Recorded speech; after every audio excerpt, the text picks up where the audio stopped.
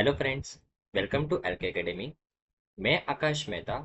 आज हम डिस्कस करेंगे current affairs June first week के। Let's start with the first news. Okay, हमारी पहली न्यूज है फ्रेंड्स, क्या अभी recently Reserve Bank of India के द्वारा एक स्ट्रेटेजिक एक्शन प्लान लॉन्च किया गया है 2024-25 के लिए। अभी ये एक्शन प्लान कौन सी चीज को इम्प्लीमेंट करने के लिए? तो इंटरनेशनलाइजेशन ऑफ इंडियन रूपी को इंटरनेशनलाइज करना है। इसके लिए एक एक्शन प्लान तैयार किया गया है रिजर्व बैंक ऑफ इंडिया के द्वारा। इसके लिए वो रिसेंट न्यूज में है। तो एक्शन प्लान के अंदर क्या करने वाले हैं रिजर्व बैंक ऑफ इंडिया, क्या इंप्लीमेंट करने वाली है 2024-25 के अंदर? तो परमिट करेगी reserve Bank of India INR account को आउटसाइड इंडिया। इंडिया के बाहर आईएनआर अकाउंट को परमिशन दिया जाएगा रिजर्व बैंक ऑफ इंडिया के द्वारा। कौन से लोगों को? पर्सन रेसिडेंट आउटसाइड इंडिया, जो लोग फॉरेनर्स हैं। पर्सन रेसिडेंट आउटसाइड इंडिया का मतलब जो लोग फॉरेनर्स हैं, जो लोग विदेश में रहते हैं, उनको अगर आईएनआर में इंडियन रुपीज में अकाउंट ओपन करवाना है तो वो परमिशन दिया जाएगा रिजर्व बैंक ऑफ इंडिया के द्वारा कि भाई हाँ, आप अपने देश में इंडियन रुपीज के अंदर अकाउंट ओपन करवा सकते हो। राइट। ओके, उसके अलावा person resident outside India PROI को परमिशन दी जाएगी कि भाई आपको लोन भी मिलेगी इंडियन रुपीज के अंदर, लेकिन किसके द्वारा? इंडियन बैंक्स के द्वारा। कि जो इंडियन बैंक्स की जो फॉरेन सब्सिडरी होती है या तो फिर फॉरेन में जो ब्रांच होती है, उस बैंक के द्वारा, फॉरेन में जो ब्रांच है उसके द्वारा इंडियन रुपीज के अंदर लोन प्रोवाइड की जाएगी पर्सन रेसिडेंट आउटसाइड इंडिया के द्वारा। राइट। और तीसरा, enabling the foreign direct investment FDI and portfolio investment through special non-resident rupee and special rupee वस्त्र account के in person resident outside India को क्या परमिशन दी गई है कि आप FDI कर सकते हो और FPI कर सकते हो, फॉरेन पोर्टफोलियो इन्वेस्टमेंट कर सकते हो। कौन से अकाउंट के माध्यम से?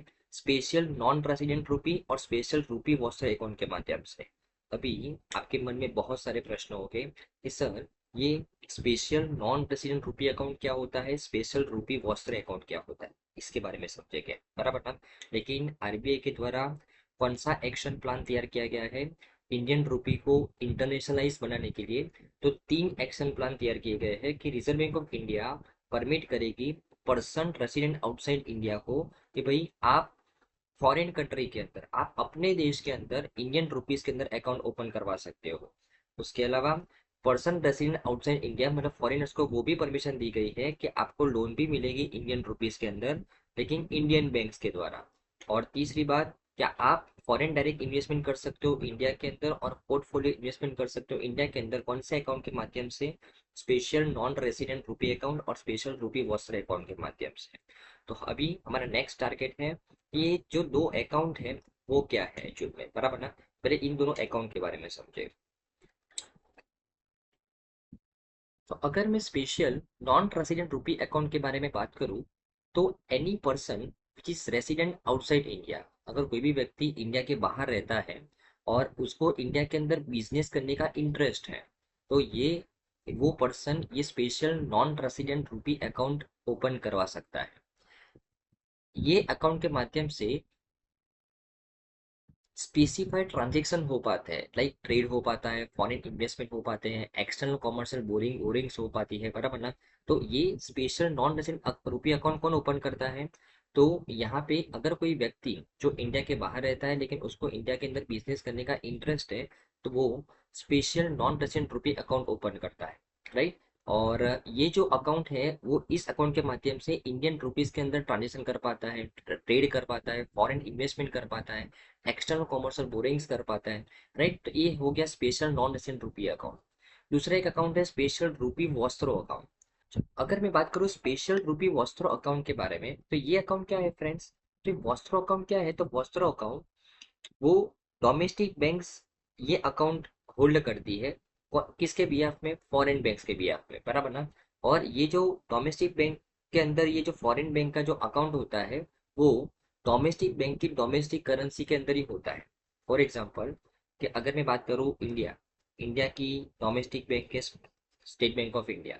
और अगर मैं बात करूँ फॉर एग्जाम्पल सिंगापुर, सिंगापुर की डोमेस्टिक बैंक के, मान लेते हैं कि Singapore bank of India for example, बराबर ना। तो ये सिंगापुर बैंक ऑफ इंडिया है, ये स्टेट बैंक ऑफ इंडिया है, बराबर ना। तो ये वॉस्त्रो अकाउंट कहाँ पे ओपन होता है?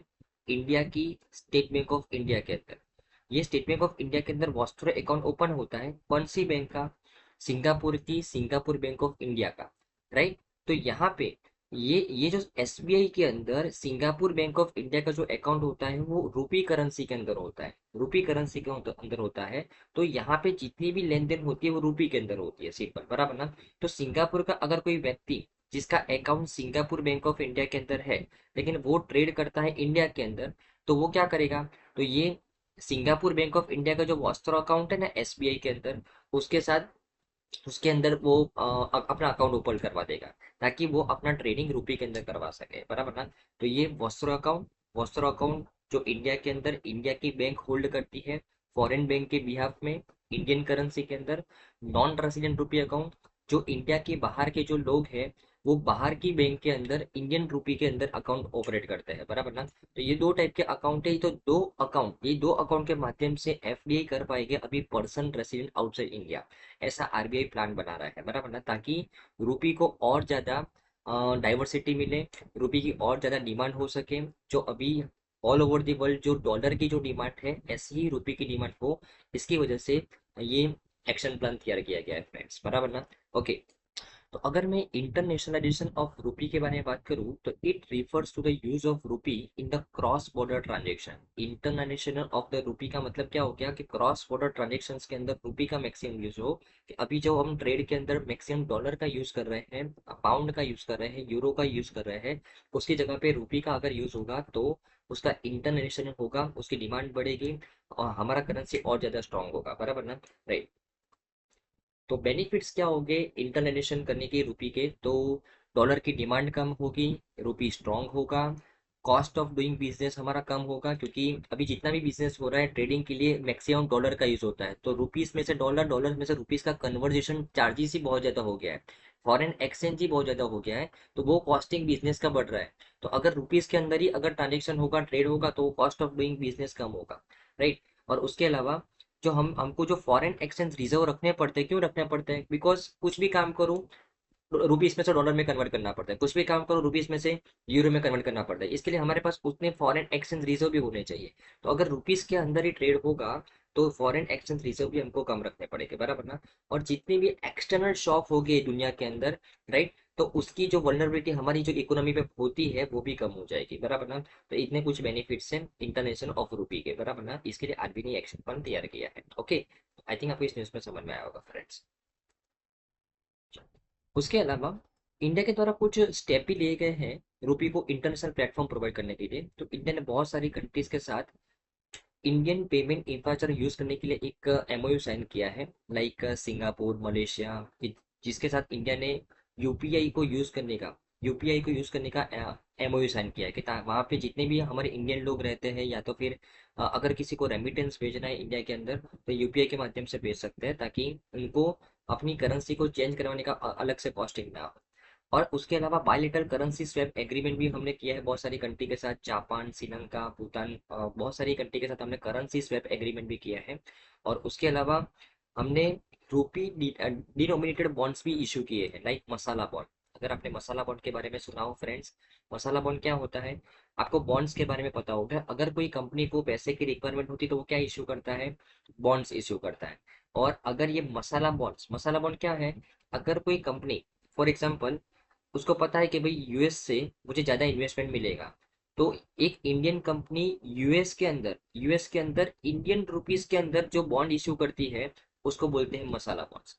मतलब फॉरेन कंट्री के अंदर डोमेस्टिक करेंसी का जो बॉन्ड इशू किया रहता है उसको बोलते हैं मसाला बॉन्ड्स, बराबर ना। तो ऐसे कुछ स्टेप्स लिए गए हैं जिसके माध्यम से इंडियन गवर्नमेंट के द्वारा रूपी को इंटरनेशनल प्लेटफॉर्म प्रोवाइड करने का यहाँ पे स्टेप लिया गया है, बराबर ना। ओके। तो ऐसे कुछ स्टेप हैं जो जिसके माध्यम से रूपी को एक इंटरनेशनल प्लेटफॉर्म मिला है, और उसको और स्ट्रॉन्ग बनाने के लिए आरबीआई ने एक्शन प्लान तैयार किया है, बराबर ना। ओके, चलो, आई थिंक आपको इस न्यूज़ में अच्छे से समझ में आया होगा friends.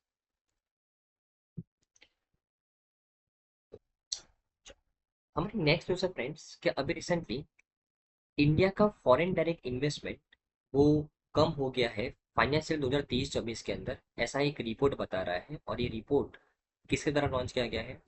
Department of promotion of industry और इंटरनल ट्रेड के द्वारा लॉन्च किया गया है। तो इस न्यूज़ के बारे में बात करें तो रिपोर्ट तैयार किया है इस संस्था के द्वारा, department of promotion of industry and internal trade के द्वारा।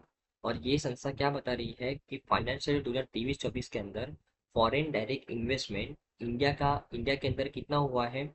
44.42 बिलियन डॉलर हुआ है, बराबर ना। और वो 3.45% से कम हुआ है। 2022 से के कंपेरिजन करें तो हम वहां से 3.49% एफडीआई कम हुआ है ये 2023-24 के अंदर, ऐसा ये संस्था बता रही है, department of promotion of industry और इंटरनल ट्रेड के बारे में, बराबर ना। ओके, तो ऐसा ये संस्था बता रही है, डिपार्टमेंट प्रमोशन ऑफ इंडस्ट्री और इंटरनल ट्रेड। तो अभी हम समझेंगे कि फॉरेन डायरेक्ट इन्वेस्टमेंट क्या है और ये संस्था क्या है, इसके बारे में समझेंगे फ्रेंड्स। तो अगर मैं इस रिपोर्ट के कुछ हाइलाइट्स के बारे में बात करूं तो रिपोर्ट में हमने इतना तो पढ़ा कि फाइनेंशियल 2023-24 के अंदर एफडीआई कितना हुआ है? 44 बिलियन डॉलर हुआ है, जो 3.5% कम हुआ है लास्ट ईयर के कंपेरिजन में। ओके, अभी सबसे ज्यादा फॉरेन डायरेक्ट इन्वेस्टमेंट कहाँ पे हुआ है, कौन से राज्य के अंदर हुआ है? तो महाराष्ट्र के अंदर, याद रखना है। सेकंड नंबर पे गुजरात और थर्ड नंबर पे कर्नाटका, राइट। ओके, और सबसे ज्यादा फॉरेन डायरेक्ट इन्वेस्टमेंट कौन से देश से आया है? तो सिंगापुर से सबसे ज्यादा एफडीआई हमने रिसीव किया है। उसके बाद सेकंड नंबर पे मॉरिशस और थर्ड नंबर पे है यूएसए।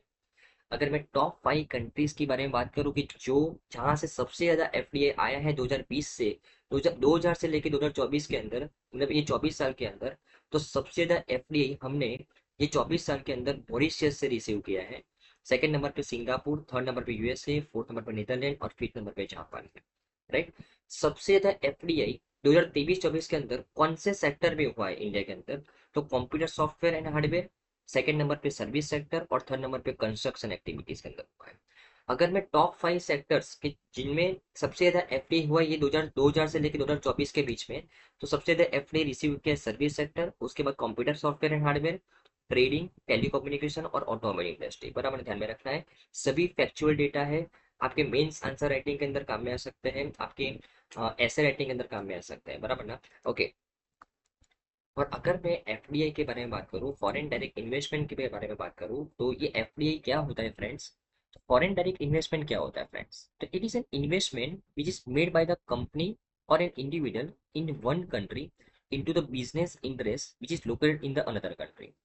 एक कंपनी और एक इंडिविजुअल के द्वारा एक इन्वेस्टमेंट कि जो कोई दूसरी कंट्री के अंदर कोई बिजनेस पर्पज से किया गया है, उसको बोलते हैं फॉरेन डायरेक्ट इन्वेस्टमेंट, बराबर। और एफडीआई के रिगार्डिंग जितनी भी पॉलिसी है इंडिया के अंदर, फॉरेन डायरेक्ट इन्वेस्टमेंट के रिगार्डिंग जितनी भी पॉलिसी है, उसको कौन बनाता है? Department for promotion of industry and internal trade बनाता है। ये यही संस्था है जिसने इस रिपोर्ट को लॉन्च किया है, बराबर ना। ओके, और हमारे इंडिया के अंदर फॉरेन डायरेक्ट इन्वेस्टमेंट, अगर कोई व्यक्ति को, अगर कोई कंपनी को इंडिया के अंदर इन्वेस्टमेंट करना है, जो कोई फॉरेन का व्यक्ति या फॉरेन की कंपनी है जिसको इंडिया के अंदर इन्वेस्टमेंट करना है एफडीआई के माध्यम से, तो वो दो तरीके से कर सकता है, ऑटोमेटिक रूट और गवर्नमेंट रूट। ऑटोमेटिक रूट के अंदर गवर्नमेंट की परमिशन की रिक्वायरमेंट नहीं होती, और गवर्नमेंट रूट के अंदर गवर्नमेंट की परमिशन की रिक्वायरमेंट होती है। आपने बहुत सारी न्यूज़ के अंदर ऐसा पढ़ा होगा कि फॉर एग्जाम्पल डिफेंस सेक्टर के अंदर 74% एफडीआई, 74%। अगर कोई व्यक्ति कोई कंपनी में स्टेक लेना चाहता है, कोई फॉरेनर इंडियन कंपनी के अंदर स्टेक लेना चाहता है डिफेंस सेक्टर के अंदर, तो वो मैक्सिमम 74% स्टेक ले सकता है गवर्नमेंट के अप्रूवल के बिना। लेकिन अगर वो 74% ज्यादा स्टेक लेना चाहता है तो गवर्नमेंट का परमिशन लेना पड़ेगा, बराबर ना। तो ऐसा आपने न्यूज पढ़ा होगा। तो गवर्नमेंट रूट और ऑटोमेटिक रूट दो तरीके से हम एफडीआई कर सकते हैं इंडिया के अंदर, राइट। उसके अलावा एफडीआई के अंदर एक व्यक्ति एक कंट्री में से दूसरी कंट्री में जो इन्वेस्टमेंट करता है उसको हम एफडीआई बोलते हैं। उसके उसके अलावा जो FDI foreign direct investment India के अंदर कहाँ कहाँ पे प्रोहिबिटेड है? तो लॉटरी बिजनेस के अंदर, गैम्बलिंग के अंदर, बैटिंग के अंदर, चीट फंड के अंदर, निधि कंपनीज के अंदर, trading in transferable development rights के अंदर, तो ये सब जगह पे एफडीआई प्रोहिबिटेड है, ध्यान में रखना है। Lottery business, gambling, batting, chit fund, Nidhi company, trading in transferable development rights, ये सब जगह पे एफडीआई प्रोहिबिटेड है, ध्यान में रखना है, बराबर ना। तो फॉरेन डायरेक्ट इन्वेस्टमेंट क्या है? एक व्यक्ति और एक कंपनी दूसरी कंट्री के अंदर जो इन्वेस्टमेंट करता है उसको बोलते हैं एफडीआई। ऑटोमेटिक रूट और गवर्नमेंट रूट दो तरीके से हो सकते हैं। और इसको इसकी पॉलिसी कौन तैयार करता है? Department of promotion of industry और इंटरनेट तैयार करता है, बराबर ध्यान में रखना है। ओके, तो आई थिंक आपको इस न्यूज़ में अच्छे से समझ में आया होगा फ्रेंड्स। और हमारे देश के अंदर फॉरेन डायरेक्ट इन्वेस्टमेंट को बढ़ावा देने के लिए अभी फॉरेन डायरेक्ट इन्वेस्टमेंट क्यों जरूरी है? क्योंकि जितना ज़्यादा लोग हमारे यहाँ पे इन्वेस्टमेंट करेंगे इतना हमारी इकोनॉमी डेवलप होगी। तो एफडीआई बहुत जरूरी है फ्रेंड्स, बराबर ना। और एफडीआई को प्रमोट करने के लिए हमने इनिशिएटिव्स भी लिए हैं। हमने इन्वेस्ट इंडिया प्रोग्राम लॉन्च किया है कि ताकि मैक्सिमम लोग हमारे अंदर इन्वेस्टमेंट कर सके। मेक इन इंडिया प्रोग्राम हमने लॉन्च किया है कि जहाँ पे हम मैन्युफैक्चरिंग हम करेंगे लेकिन जो रॉ मटेरियल्स है, जो असेंबली करने के लिए जो चीज़ें की रिक्वायरमेंट है, बराबर ना, तो वो हम बाहर से मंगवा सकते हैं। तो मेक इन इंडिया के अंदर मैन्युफैक्चरिंग हमको करना है लेकिन बाहर के लोग इन्वेस्टमेंट कर सकते हैं, बराबर ना। तो ये सब कुछ इनिशिएटिव्स हमने एफडीआई को प्रमोट करने के लिए लॉन्च किए हैं। तो ये एफडीआई कम हुआ है 2023-24 के अंदर। लास्ट ईयर के कंपेरिजन में ऐसा कौन बोल रहा है? Department of promotion of industry और इंटरनेट ट्रेड बोल रहा है, बराबर ना। जो संस्था उसके बारे में पॉलिसीज तैयार करती है। ओके, आई थिंक आपको इसमें अच्छे से समझ में आया होगा फ्रेंड्स कि पाकिस्तान गवर्नमेंट को अभी इस्लामाबाद हाईकोर्ट के द्वारा कुछ टकोर की गई है कि क्या बोला गया है कि पाकिस्तान ऑक्यूपाइड कश्मीर है ना, वो फॉरेन टेरिटरी है। पाकिस्तान गवर्नमेंट को इस्लामाबाद हाईकोर्ट के द्वारा अभी क्या बोला गया है कि भाई ये जो आप पाकिस्तान ऑक्यूपाइड कश्मीर पीओके कर रहे हो ना, वो तो फॉरेन टेरिटरी है, राइट। तो ये रिसेंट न्यूज में है, ये मुद्दा भी चल रहा है, तो इसके बारे में बात करते हैं, राइट। तो Pakistan additional attorney general told the court that कि Pakistan occupied Kashmir is a foreign land which does not come under the Pakistan jurisdiction। तो पाकिस्तान के एडिशनल अटॉर्नी जनरल के द्वारा ही ये बोला गया है कि पाकिस्तान ऑक्यूपाइड कश्मीर वो पाकिस्तान के जुडिक्शन के अंदर में नहीं है, राइट। तो ये न्यूज रिसेंट न्यूज में चल रही है, हमारे लिए क्या है important exam point of view से, पाकिस्तान ऑक्यूपाइड कश्मीर, इसके बारे में बात करें। Pakistan occupied Kashmir was illegally occupied by the Pakistan in 1947 and comprises of two ethnically and linguistically different region, Mirpur Muzaffarabad region and Gilgit Baltistan reason.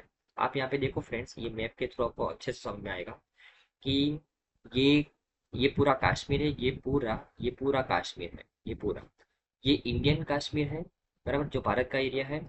और ये पाकिस्तान ऑक्यूपाइड कश्मीर, ये जो ग्रीन कलर का कश्मीर है ना, वो पाकिस्तान ऑक्यूपाइड कश्मीर है जो पाकिस्तान ने इलीगली इंडिया के पास से लिया है, राइट। तो इसमें दो दो रीजन है, एक तो गिलगित बल्टिस्तान और ये है मुजफ्फराबाद, बराबर ना। तो ये दो मेन रीजन है ये पाकिस्तान ऑक्यूपाइड कश्मीर के अंदर, जो अभी रिसेंट न्यूज में क्यों है, क्योंकि वहां के ही attorney general, additional attorney general के द्वारा बोला गया है कि भाई ये तो फॉरेन टेरिटरी है, वो तो इंडिया का पार्ट है, बराबर ना। ओके, तो Pakistan occupied Kashmir is a part of the Union territories of the Jammu and Kashmir and Ladakh and hence an integral part of India। वो पार्ट इंटीग्रल पार्ट है इंडिया का, लेकिन पाकिस्तान ने उसको इलीगली हड़प के रखा है, राइट। और अगर मैं करंट स्टेटस की बात करूँ इंडिया पाकिस्तान के टेरिटोरियल डिमार्केशन के बारे में, तो इंडिया और पाकिस्तान के बीच में अगर मैं इंटरनेशनल बॉर्डर की बात करूँ तो टोटल 2400 किलोमीटर की बॉर्डर है। गुजरात से लेके north bank of Chenab, Jammu के अंदर जो चेनाब नदी है, बराबर ना, वहां से गुजरात तक 2400 किलोमीटर का ये इंटरनेशनल बॉर्डर है इंडिया और पाकिस्तान के बीच में, जिसमें लाइन ऑफ कंट्रोल भी है। अभी लाइन ऑफ कंट्रोल क्या होता है? तो लाइन ऑफ कंट्रोल क्या है? तो it is a ceasefire line which is run from parts of Jammu to the part of Leh. देखो, गुजरात से पूरा जम्मू तक का, ये जम्मू का ये पूरा जो एरिया है पाकिस्तान और इंडिया का, वो बॉर्डर बॉर्डर लाइन कितना किलोमीटर का है? 2400 किलोमीटर का। लेकिन जो जम्मू जम्मू के ये वाले पार्ट से, यहाँ से ये वाला जो बॉर्डर एरिया है इसको बोला जाता है लाइन ऑफ कंट्रोल, बराबर ना। मतलब जो पाकिस्तान ऑक्यूपाइड कश्मीर और इंडियन कश्मीर को जो अलग करता है वो बॉर्डर को बोला जाता है लाइन ऑफ कंट्रोल, ध्यान में रखना है, बराबर ना। ओके, और एक्चुअल ग्राउंड पोजीशन लाइन, एक और बॉर्डर लाइन है इंडिया और पाकिस्तान के बीच में जिसका नाम है actual ground position line. It divides the current position of Indian and Pakistani troops in the Siachen region and extend from NJ 9842 to the Indian colony in north. देखो, जम्मू इंडियन जम्मू कश्मीर और पाकिस्तान ऑक्यूपाइड कश्मीर दोनों को कौन सी बॉर्डर लाइन अलग करती है? Line of control. उसके अलावा ये सियाचिन ग्लेशियर भी डिस्प्यूटेड एरिया है, बराबर ना। और ये सियाचिन ग्लेशियर के अंदर जहाँ पे इंडियन ट्रूप्स और पाकिस्तानी ट्रूप्स जो अलग होते हैं, वो जो डिवाइडेड लाइन है उसको बोला बोला जाता है एक्चुअल ग्राउंड पोजीशन लाइन बोला जाता है, बराबर ध्यान में रखना है। इंटरनेशनल बॉर्डर 2400 किलोमीटर का है, लाइन ऑफ कंट्रोल क्या है और एक्चुअल ग्राउंड पोजीशन लाइन है वो आपको पता होना चाहिए, बराबर ना। ओके, तो आई थिंक आपको इस चीज में समझ में आया होगा फ्रेंड्स कि अभी रिसेंटली पाकिस्तान के एडिशनल अटॉर्नी जनरल के द्वारा बोला गया है कि पाकिस्तान ऑक्यूपाइड कश्मीर वो पाकिस्तान का नहीं है, बराबर ना।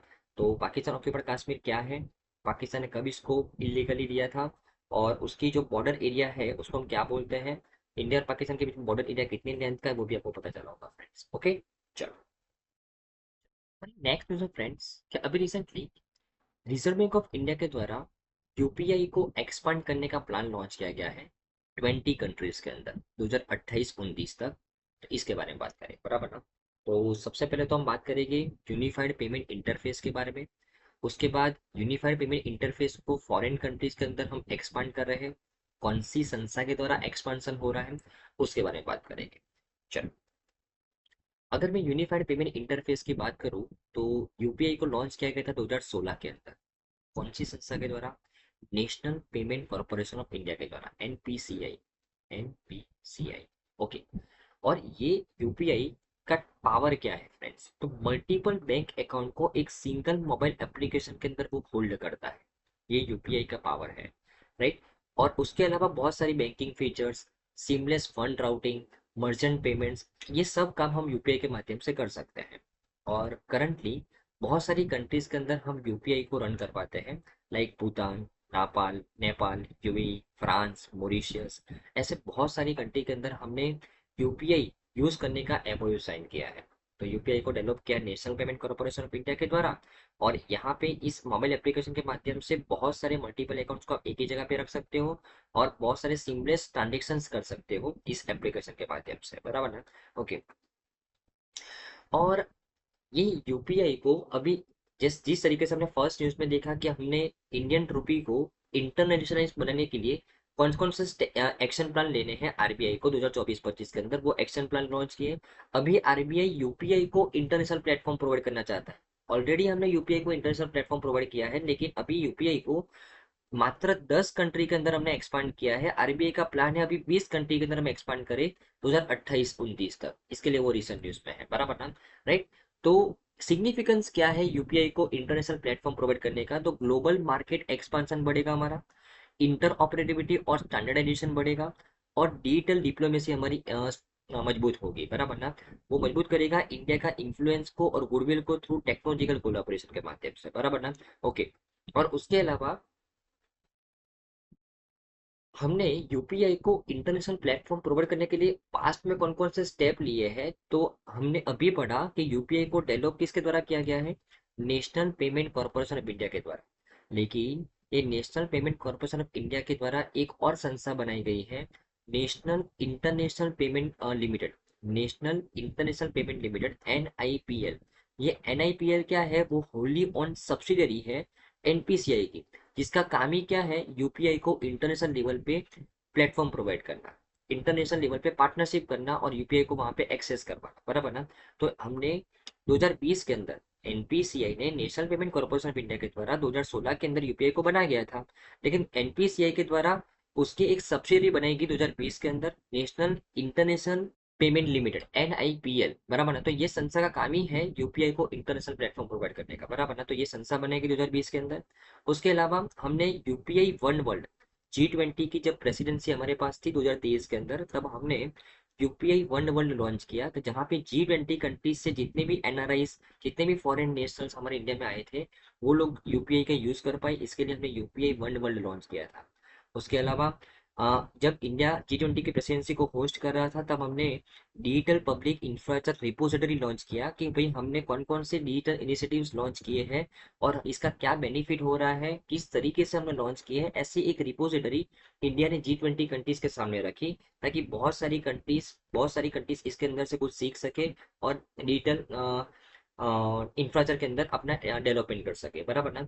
तो हमने बहुत सारे इनिशिएटिव्स लॉन्च किए हैं यूपीआई को इंटरनेशनल प्लेटफॉर्म प्रोवाइड करने के लिए, और आरबीआई के द्वारा यहाँ पे एक टारगेट रखा गया कि 2028-29 तक हम 20 कंट्रीज के अंदर इसको एक्सपांड करेंगे, बराबर ना। ओके, तो आई थिंक आपको इस पर अच्छे समझ में आएगा फ्रेंड्स। ओके, चलो हमारी नेक्स्ट न्यूज है फ्रेंड्स कि आंध्र प्रदेश रीऑर्गेनाइजेशन एक्ट 2014 अभी रिसेंट न्यूज में है, बिकॉज 10 साल कंप्लीट हुए हैं इस एक्ट के, इसके लिए वो रिसेंट न्यूज में है।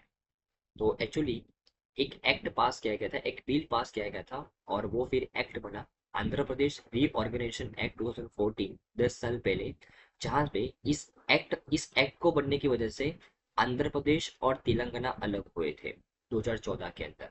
इसके बारे में बात करें तो Telangana was carved out of the erstwhile Andhra Pradesh with the Hyderabad as its capital in 2014। Telangana को आंध्र प्रदेश से अलग किया गया और हैदराबाद उसका कैपिटल रखा गया 2014 के अंदर, बराबर ना। और after independence Andhra Pradesh state was the first state to be form based on the language. देखो, हमारे इंडिया के अंदर स्टेट को बनाने की, स्टेट का एग्जिस्टेंस देने की जो बात है, वो हमारे कॉन्स्टिट्यूशन के आर्टिकल 3 के अंदर लिखी हुई है। Article 3 has a provision for the formation of the new states and the alteration of the areas, boundaries और names of the existing states।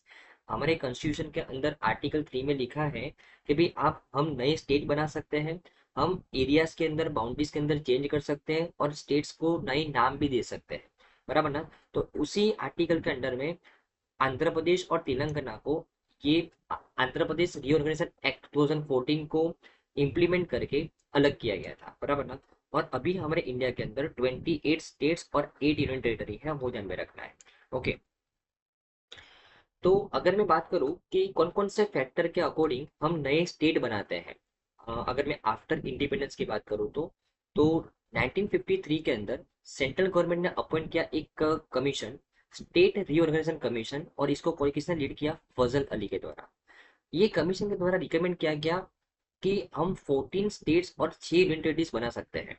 और कौन कौन से बेसिस के ऊपर ये बना सकते हैं, तो financial viability, national welfare, development, language, culture, ये बेसिस के ऊपर हमने 14 स्टेट और 6 यूनियन टेरिटरी बनाए। ये 1953 के अंदर कौन सी कमेटी के रिकमेंडेशन के बेस के ऊपर, फैजल अली। और ये फैजल अली की जो कमीशन थी, स्टेट रीऑर्गेनाइजेशन कमीशन, वो 1953 के अंदर बनाई गई थी सेंट्रल गवर्नमेंट के द्वारा, बराबर ध्यान में रखना है। ओके, और उसके बाद आफ्टर इंडिपेंडेंस ये फैजल अली की ये जो स्टेट रीऑर्गेनाइजेशन कमीशन के द्वारा जो रिकमेंडेशन दिया गया था कि आप स्टेट को ये सब फैक्टर को कंसीडर करके बना सकते हो, तो ये इंडिपेंडेंस के बाद पहला ऐसा राज्य है आंध्र प्रदेश कि जिसको लैंग्वेज के बेस के ऊपर स्टेट बनाया गया। अभी तक एक भी ऐसा राज्य नहीं था कि जिसको लैंग्वेज के बेस के ऊपर स्टेट बनाया गया, बराबर है। ओके, उसके अलावा अगर हम बात करें डेवलपमेंट के बेस के ऊपर किस कौन कौन से राज्य को स्टेट का दर्जा दिया गया है, उत्तराखंड, छत्तीसगढ़ और झारखंड, जिनको 2000 की साल में बनाया गया, उनको डेवलपमेंट के बेस पे बनाया गया। तेलंगाना को भी जो बनाया गया स्टेट के अंदर, स्टेट बनाया गया 2014 के अंदर, वो भी डेवलपमेंट के बेस के ऊपर बनाया गया। उसके अलावा बहुत सारे स्टेट ऐसे हैं, लाइक जो हमारे नॉर्थ ईस्टर्न वाले जो स्टेट्स हैं, उनको रेस, कल्चर और कस्टम के बेस के ऊपर बनाया गया है, बराबर ना। तो अलग स्टेट बनाने का इस कौन से आर्टिकल में लिखा है, आर्टिकल 3 के अंदर लिखा है। और उसके अलावा अलग स्टेट रीऑर्गेनाइजेशन कमीशन बनाया गया स्टेट्स को बनाने के लिए कि कौन कौन से फैक्टर को कंसीडर करके हम स्टेट बना सकते हैं। और उस कमीशन के द्वारा रिकमेंड किए गए 14 स्टेट्स और 6 यूनियन टेरिटरीज, और आज हमारे देश के अंदर कितने हैं, 28 स्टेट्स और 8 यूनियन टेरिटरीज है, बराबर ना। और लास्ट कौन बना, आंध्र प्रदेश और तेलंगाना, मतलब तेलंगाना को आंध्र प्रदेश से अलग किया गया 2014 के अंदर, बराबर ध्यान में रखना है। तेलंगाना को डेवलपमेंट के बेस के ऊपर स्टेट का दर्जा दिया गया है और आंध्र प्रदेश को लैंग्वेज के बेसिस के ऊपर, बराबर ना। ओके, तो आई थिंक आपको इस चीज को समझ में आएगा फ्रेंड्स।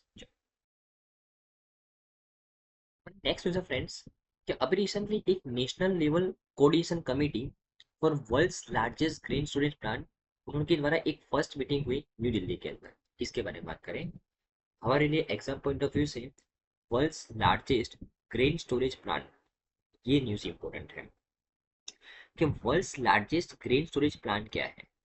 तो ये जो world's largest grain storage plant, नाम से पता चलता है कि भाई ये जो प्लांट है वो किसको स्टोर करने के लिए है, ग्रेन को स्टोर करने के लिए है। ये प्लांट 2023 के अंदर बनाया गया और ये प्लांट इंप्लीमेंट हो रहा है 11 स्टेट्स के अंदर। और ये प्लांट इंप्लीमेंट कौन सी मिनिस्ट्री करवा रही है, मिनिस्ट्री ऑफ कोऑपरेशन करवा रही है।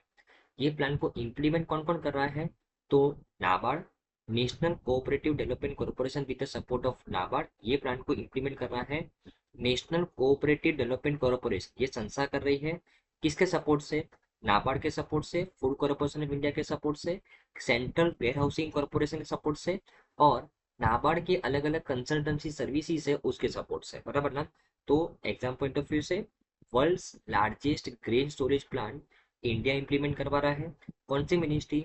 Ministry of cooperation. कब बनाया गया था? 2023 के अंदर। कितने स्टेट के अंदर इंप्लीमेंट हो रहा है? 11 स्टेट्स के अंदर। कौन कौन सी संस्था इंप्लीमेंट करवा रही है? नेशनल कोऑपरेटिव डेवलपमेंट कॉर्पोरेशन, ये संस्था इंप्लीमेंट करवा रही है। ओके, चलो अभी इस प्लान के अंदर में क्या किया जाएगा।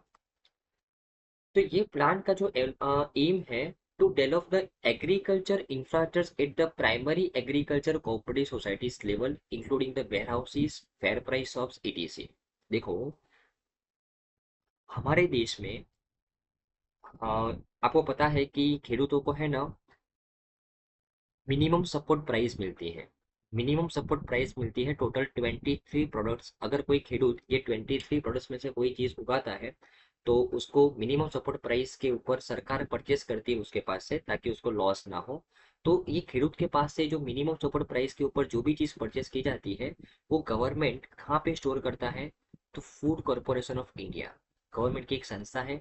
ये फूड कॉर्पोरेशन ऑफ इंडिया के बहुत सारे अलग अलग स्टोरेज एरिया है जहाँ पे ये सब चीजें स्टोर की जाती है। लेकिन इतनी बड़ा देश है, इतने ज्यादा मात्रा में खेडूत है, और इनके पास से हम जो मात्रा में चीजों को परचेस कर रही है गवर्नमेंट, तो इतना बड़ा अनाज, इतनी ज्यादा मात्रा में अनाज को स्टोर करने के लिए ये एफसीआई के पास जगह नहीं है।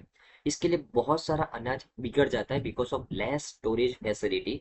तो इसके लिए जितने भी इंडिया के अंदर प्राइमरी एग्रीकल्चर कोऑपरेटिव सोसाइटीज है, पैक्स, जो हर एक ग्राम पंचायत लेवल पे, मतलब हर एक ग्राम पंचायत के एरिया में एक पैक्स इंडिया के अंदर हाल की डेट में मौजूद है। तो ये सब प्राइमरी एग्रीकल्चर क्रेडिट सोसाइटी जो अभी तक कोऑपरेटिव संस्था के तौर पे काम कर रही है, लेकिन उनका प्रॉफिट बहुत कम है, तो वो अलग से एक बिजनेस कर सके, इसके लिए हर एक पैक्स को अभी ग्रेन स्टोरेज फैसिलिटी बनाने की बात चल रही है इस प्लान के अंडर, बराबर ना। ये हर एक पैक्स के अंदर वेयर हाउसेस बनाए जाएंगे, फेयर प्राइस शॉप्स बनाई जाएगी, ताकि खेडूतों को यही फूड कॉर्पोरेशन ऑफ इंडिया के स्टोरेज तक ना जाना पड़े। और उनका ये जो ट्रांसपोर्टेशन कॉस्ट है, कि जो अगर फॉर एग्जांपल कोई खेडूत बहुत ही रिमोट एरिया में रहता है, लेकिन फूड कॉर्पोरेशन इंडिया के जो स्टोरेज एरिया तो बहुत मतलब जो बड़ी बड़ी सिटीज है उसके पास होती है, बराबर है। तो ये खेडूतों को फिर यहाँ से लेके अपना सामान यहाँ तक लेके जाने के लिए ट्रांसपोर्टेशन कॉस्ट भी बढ़ जाता है। तो ये सब दिक्कतों से बाहर निकलने के लिए सरकार ने एक प्लान बनाया कि भाई हमारे जितने भी पैक्स हैं उसको हम एडिशनल काम कर सौंप देंगे कि भाई आप अभी ग्रेन स्टोरेज फैसिलिटी भी संभालो, बराबर ना। तो ये प्लान तैयार किया गया है मिनिस्ट्री ऑफ कोऑपरेशन के द्वारा, बराबर। तो through convergence of the various existing scheme, जो अभी एग्रीकल्चर इंफ्रास्ट्रक्चर फंड है, एग्रीकल्चर मार्केटिंग इंफ्रास्ट्रक्चर स्कीम है, सब मिशन ऑन एग्रीकल्चर मैकेनाइजेशन, प्रधानमंत्री formation of the micro food processing enterprise, ये सब स्कीम है, उस सभी को इंटीग्रेट करके ये जो प्लान है वो उसको इम्प्लीमेंट करने की बात चल रही है, बराबर ना। ओके, तो ये बेनिफिट क्या होगा? तो फूड सिक्योरिटी बढ़ेगी, reduction of post harvest loss, जो पोस्ट हार्वेस्ट लॉस है वो कम हो जाएगा, ट्रांसपोर्टेशन कॉस्ट कम हो जाएगा, distress prevention of distress dealt by the farmers at the low rate, बराबर। तो फार्मर को क्या करना पड़ता था कि भाई इतना दूर कौन जाए, क्योंकि एफसीआई के गोडाउन ही इतने दूर थे। तो फार्मर क्या पसंद करता था कि भाई यहाँ पे हमको नजदीक में, भले वो कम रेट में कोई व्यापारी परचेस करे, हम कम रेट में दे देंगे, लेकिन हम अपना सामान को वहां पे ट्रांसपोर्ट नहीं कर सकते क्योंकि वो हमारे लिए बहुत ज्यादा कॉस्टिंग कर देगा। तो ये सब डिस्ट्रेस फार्मर के दूर हो जाएंगे, बराबर ना। ओके, और अगर मैं इंडिया के अंदर ग्रेन स्टोरेज सिस्टम की बात करूँ तो फूड कॉर्पोरेशन ऑफ इंडिया वो नोडल एजेंसी है which is responsible for the procurement, storage and movement of the food grains, public distribution and maintenance of the buffer stock, बराबर ना। फूड कॉर्पोरेशन ऑफ इंडिया को बनाया गया food corporation India act 1964 के under में, जो ministry of consumer affairs, food and public distribution के under में काम करती है, बराबर। उसके अलावा जितने भी वेयर हाउसेस है इंडिया के अंदर उसको कौन रेगुलेट करता है? सेंट्रल वेयर हाउसिंग कॉर्पोरेशन, जिसको बनाया गया वेयर हाउसिंग कॉर्पोरेशन एक्ट 1962 के अंडर में, बराबर ना। तो ये दो संस्था ध्यान में रखनी है, फूड कॉर्पोरेशन ऑफ इंडिया जो रिस्पॉन्सिबल है इंडिया के अंदर जितना भी प्रोक्योरमेंट होता है ग्रेन्स का, स्टोरेज जितना भी स्टोरेज होता है, जितना भी फूड ग्रेन का ट्रांसपोर्टेशन मूवमेंट होता है, उसके लिए ये संस्था रिस्पॉन्सिबल है। और वेयर हाउसिंग फैसिलिटी के लिए central warehousing corporation responsible है, बराबर ना। ओके, तो दोनों ही कॉन्स्टिट्यूशनल बॉडी है और दोनों के बारे में आपको पता होना चाहिए। ओके, तो आई थिंक आपको इस अच्छे से समझ में आएगा फ्रेंड्स। हमने नेक्स्ट है फ्रेंड्स कि अभी recently Ministry of Information and Broadcasting के द्वारा डिक्लेयर किया गया self declaration certificate is mandatory for all new advertisement, उसके बारे में। तो as per the supreme Court directive, no advertisement will be permitted to run on the television, print media और the internet without a valid self declaration certificate. Supreme Court के द्वारा क्या बोला गया कि अभी से कोई भी एडवर्टाइजमेंट को परमिशन नहीं दी जाएगी अगर उसने वैलिड सेल्फ डिक्लेरेशन सर्टिफिकेट अगर इश्यू नहीं किया है, तो वो संस्था को कोई भी एडवर्टाइजमेंट रिलीज करने की परमिशन नहीं दी जाएगी, ना तो टेलीविजन के ऊपर, ना तो प्रिंट मीडिया के ऊपर, ना तो इंटरनेट के ऊपर। ऐसा सुप्रीम कोर्ट ने बोला है। Self declaration certificate it is signed by the authorised representative of the advertiser और advertising agency needs to be submitted through the this portal. देखो, कोई भी एडवर्टाइजिंग एजेंसी को अगर एडवर्टाइज रिलीज करनी है तो उसको सेल्फ डिक्लेरेशन सर्टिफिकेट इशू करना पड़ेगा। ये सेल्फ डिक्लेरेशन सर्टिफिकेट कहाँ से इशू कर सकता है? तो ब्रॉडकास्ट सेवा पोर्टल से। For TV and radio advertisement के लिए ब्रॉडकास्ट सेवा पोर्टल है, और प्रिंट और डिजिटल और इंटरनेट एडवर्टाइजमेंट के लिए प्रेस काउंसिल ऑफ इंडिया के पोर्टल के ऊपर ये सेल्फ डिक्लेरेशन सर्टिफिकेट इशू करना पड़ेगा। समझ में आया? और ये सेल्फ डिक्लेरेशन सर्टिफिकेट कौन इशू कर सकता है? कोई भी एडवर्टाइजिंग एजेंसी का जो एक ऑथोराइज रिप्रेजेंटेटिव है, वो अपना साइन किया हुआ ये सेल्फ डिक्लेरेशन सर्टिफिकेट यहाँ पे इस पोर्टल के ऊपर इशू कर सकता है। फंड से, तो अगर वो टीवी और रेडियो एडवर्टाइजमेंट देना चाहता है तो ब्रॉडकास्ट सेवा पोर्टल के ऊपर, और अगर वो प्रिंट और डिजिटल और इंटरनेट एडवर्टाइजमेंट देना चाहता है तो प्रेस काउंसिल ऑफ इंडिया के पोर्टल के ऊपर, बराबर ध्यान में रखना। ओके, तो self declaration certificate will certify that the advertisement does not contain misleading claim, complies with the all relevant regulatory guidelines including those stipulated in the Cable Television Network Rule 1994, the norms of the journalistic conduct of the Press Council of India। अगर उस advertising company ने self declaration certificate को issue किया है इस portal के ऊपर, मतलब वो कंपनी क्या कह रही है कि हमारी एडवर्टाइजिंग के अंदर कोई भी मिसलीडिंग क्लेम नहीं है, और हमने वो सभी रेगुलेटरी गाइडलाइन को फॉलो किया है जो केबल टेलीविजन नेटवर्क रूल 1994 के अंदर में लिखा हुआ है, जो conduct of the press council of India के जर्नलिज्म के अंदर लिखा हुआ है, वो सभी नॉर्म्स को हमने फॉलो किया है, ऐसा वो संस्था सर्टिफाई कर रही है, बराबर ना। ओके, और ये स्टेप क्यों लिया गया? तो ट्रांसपेरेंसी और अकाउंटेबिलिटी को इंश्योर करने के लिए, कंज्यूमर के प्रोटेक्शन को इंश्योर करने के लिए, और better implementation of the legislation और रूल को इंश्योर करने के लिए ये स्टेप लिया गया है, बराबर ना। ओके, और अगर मैं प्रेस काउंसिल ऑफ इंडिया के बारे में बात करूं, तो एक statutory quasi judicial autonomous authority है जो press council of India act 1978 के अंदर में बनाया गया है। इसका रोल है preserving the freedom of the press bye maintaining and improving the standard of the newspaper and the news agencies in India. तो भारत के अंदर न्यूज़पेपर के स्टैंडर्ड को मेंटेन करके, न्यूज एजेंसी के स्टैंडर्ड को मेंटेन करके, प्रेस फ्रीडम को मेंटेन रखना, इंप्रूव करना इस संस्था का मेन काम है। Press council of India act 1978 के अंदर में इसको बनाया गया है, और उसके काउंसिल के अंदर चेयरमैन है और 28 मेंबर्स हैं। Chairman has by convention been a retired जज ऑफ द सुप्रीम कोर्ट। ये प्रेस काउंसिल ऑफ इंडिया के चेयरमैन कौन होते हैं? जो सुप्रीम कोर्ट के रिटायर्ड जज होते हैं वो होते हैं, बराबर ना। और ये जो चेयरमैन है वो उसको नॉमिनेट कौन करता है? तो कमिटी के अंदर कौन कौन है? तो chairman of Rajya Sabha, speaker of Lok Sabha, और a person elected amongst themselves by the 28 member of the council. देखो friends, press council of India के अंदर एक चेयरमैन होते हैं और 28 मेंबर होते हैं। एक चेयरमैन को कौन सिलेक्ट करता है? तो चेयरमैन को सिलेक्ट करने के अंदर एक कमेटी बिठाई जाती है। कौन, ये कमेटी के अंदर कौन कौन होता है?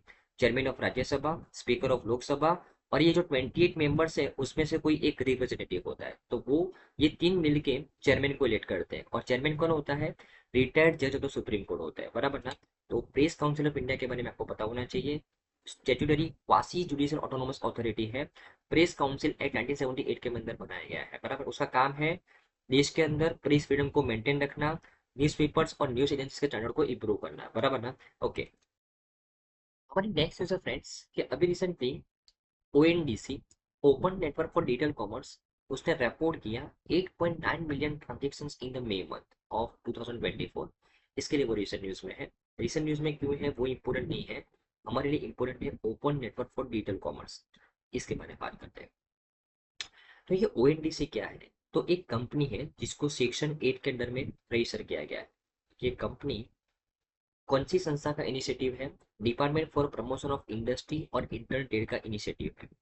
तो ये संस्था के द्वारा ओएनडीसी बनाया गया था, open network for digital commerce. नाम से पता चलता है ये संस्था का काम है डिजिटल कॉमर्स को ओपन करना, डिजिटल कॉमर्स सभी के लिए अवेलेबल हो अफोर्डेबल प्राइस के ऊपर, बराबर ना। इसके लिए ये कंपनी को बनाया गया है department of promotion of industry और इंटरनेट के द्वारा।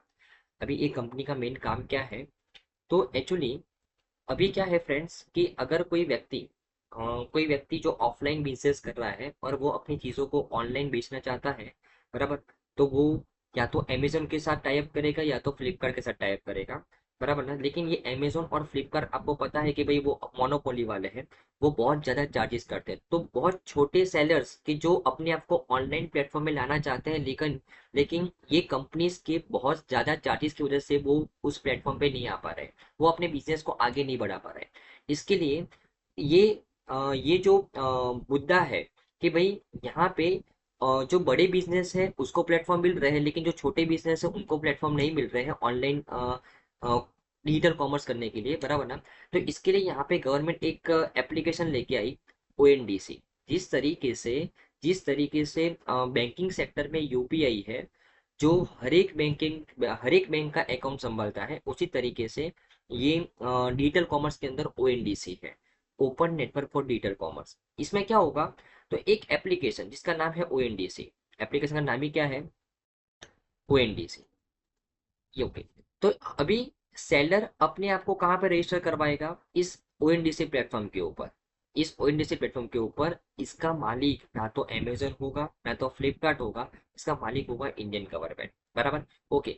और हर एक देखो, जिस तरीके से सेलर एकमात्र एप्लीकेशन के ऊपर रजिस्टर हो सकता है ओएनडीसी, उस तरीके से बायर को भी एकमात्र एप्लीकेशन इंस्टॉल करनी है अपने मोबाइल में, ओएनडीसी। ना तो अमेजोन इंस्टॉल करने की जरूरत है ना तो फ्लिपकार्ट इंस्टॉल करने की जरूरत है।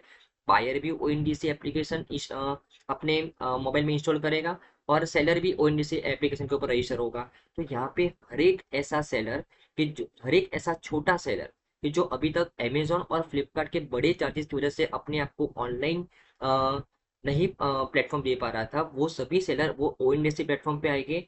और और हर एक ऐसे कस्टमर जो अभी तक बड़ी बड़ी ब्रांड से चीज़ों को परचेस नहीं कर पा रहे थे अमेजोन और फ्लिपकार्ट के माध्यम से, वो ये छोटे सेलर के कॉम्पिटिटिव प्राइस से वो चीज़ों को परचेस कर पाएंगे, बराबर ना। तो ये चीज़ ओएनडीसी सेलर के लिए भी बहुत फायदा कारक है और बायर के लिए भी बहुत फायदा कारक है। तो ये open network for digital commerce, ये कौन लेके आया? Department of promotion of industry और इंटरनेट लेके आया। और इस एप्लीकेशन के माध्यम से मई महीने के अंदर टोटल मिला के 8.9 मिलियन ट्रांजेक्शन हुए हैं। इसके लिए वो रिसेंट न्यूज में है, बराबर ना। आई थिंक आपको समझ में आया होगा फ्रेंड्स। तो ओके, तो आई थिंक आपको इस न्यूज में अच्छे से समझ में आया होगा friends. Okay, I think friends आज की तमाम न्यूज के अंदर आपको अच्छे से समझ में आया होगा। Thank you friends, bye.